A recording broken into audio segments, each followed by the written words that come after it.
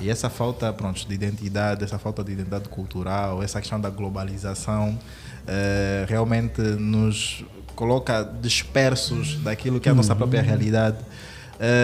E Silvio, tu tiveste a oportunidade de trabalhar em outras realidades, daquilo que é o teatro que te salvou na infância, e depois tu começaste em algum momento a identificar aquilo como eu vou fazer isso da minha vida, efetivamente, como um trabalho profissional, e vivenciaste várias experiências internacionais. E nesse processo, obviamente, tu conseguiste identificar que naquela zona onde foste trabalhar, naquele país onde foste trabalhar, tem uma identidade própria, os projetos são feitos de uma forma, e essa dualidade também já teres navegado inicialmente aqui no teu país. Eu queria que me dissesse, em relação à questão do percurso, de ter saído do momento em que tu identificaste, não, eu vou passar a fazer isso de forma séria, tiveste a oportunidade de fazer projetos aqui que te catapultaram para outros mercados, tiveste essa experiência de perceber efetivamente a cultura de outros países, e como é que isso reforçou a ideia de voltares para o teu próprio país e levantar uma bandeira de defender essa identidade cultural? Olha, muito bem, Danielson. Há dias ouvi o Gilmário Vemba acho que era um podcast, pelo menos um trecho, e ele perguntava um brasileiro perguntava como é o que é viver em Portugal, o que é que tu não gostas? Eu disse, não gosto de tudo, eu não gosto como Portugal, pelo menos foi o primeiro país que me ensinou que eu era preto. E eu não sabia que era preto. Tipo, ele estava falando aquele jeito cômico, tipo, meu filho chegou a casa, pai, nós somos pretos. Claro, porque em Angola ninguém te faz saber que você é preto, sabe? Então, quando tu estás na tua realidade, tu és uma coisa, e quando chegas na realidade dos outros, te fazem saber que tu és outro. E nós aqui às vezes achamos que nós somos os outros do nosso próprio país, porque nós achamos que nós não somos de cá.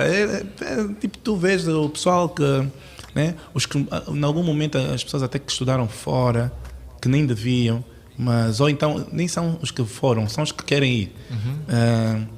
Acreditam que Estados Unidos é sempre melhor que Angola, a Europa é melhor que tudo dos outros é melhor do que tudo que eles. Tipo, para eles a galinha da vizinha é melhor do que a deles, a vida toda. Só que quando chegas lá, os outros te fazem perceber que tu não és daqui. Você percebe claramente que tu não és de lá. Podes falar com a linguagem mais bonita, com o sotaque mais parecido com o pessoal, mas o pessoal faz sempre uma pergunta do tipo, where you from? Tipo, você já acredita que é de lá, porque já está lá tipo, há uns 15 anos ou 5 anos, mas eles te fazem perceber que tu não és de lá, porque tu és tu, ou és africano, de pele mais escura, pele mais clara, ou sotaque. Eles fazem-te perceber que tu não és de lá, ou a tua cultura não é igual a deles. Eles percebem que tu és de lá, só que como tu não és nem de cá, nem de lá, tu és de Nan. Nowhere, tá sabendo? Você não sabe bem de onde. E acontece muito. Então, quando eu percebi que eu estava num sítio e que muitas vezes eu percebia o quê? Que eu sou uma exceção aqui. Eu fui muito bem recebido em Portugal, muito bem recebido. Fui bem recebido a nível de trabalho, profissionalmente eu estava muito bem. Tinha um programa de televisão na RTP África, tipo, é o canal mais visto da RTP, do grupo RTP. Muita gente não sabe disso. Sim. Por quê? Porque somos nós. Porque não és o canal principal, mas no entanto és o canal africano, então englobas a zona Palop toda. Ou seja, Portugal são 11, quem vê Portugal lá fora é português, de Portugal ou angolano mais próximo de Portugal, mas quem vê a África são todos os africanos.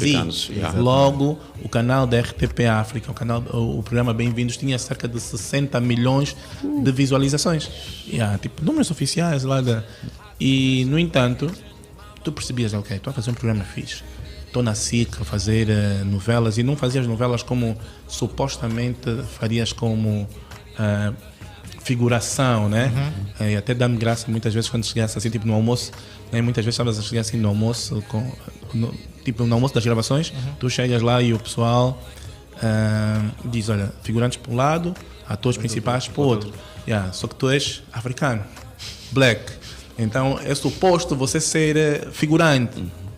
E tu, quando estás chegando no elenco principal e alguém te olha, é ali.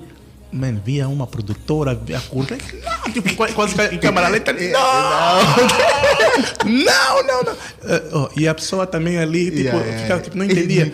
Não, peço desculpas. Ou seja, são coisas meio que singelas, mas são reais, e tu só sentes quando passas por isso. E tu percebias, calma aí, eles tratam-te mais ou menos assim, mas tem muita gente que trata muito bem, atenção. Sim. Mas só que nessas entrelinhas tu vais entendendo que tu não estás no teu lugar. Então o que é que eu percebia? Que eu sou uma exceção, porque eu era um africano, era o black africano que estava lá a fazer uma cena, mas era tratado de uma forma muito diferente de outros que estavam à minha volta. Sim. Mas entendia que eu sou uma exceção, eu não sou uma regra. Em algum dia essa exceção acaba. Sim. Ou posso viver com essa exceção durante muito tempo, mas mano, isso é mesmo particular meu. Eu prefiro não ser uma exceção num lugar e ser a parte comum de um lugar.